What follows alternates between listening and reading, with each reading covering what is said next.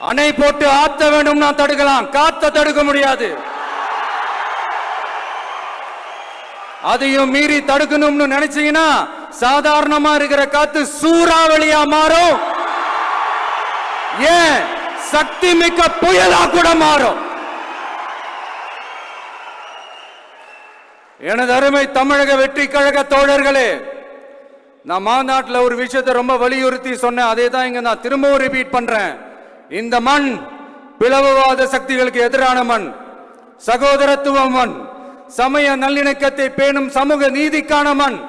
இதை நாம பாதுகாத்தே தீரணும். உங்க எல்லாரையும் வேண்டி வேண்டி கேட்டுக்கிறேன்.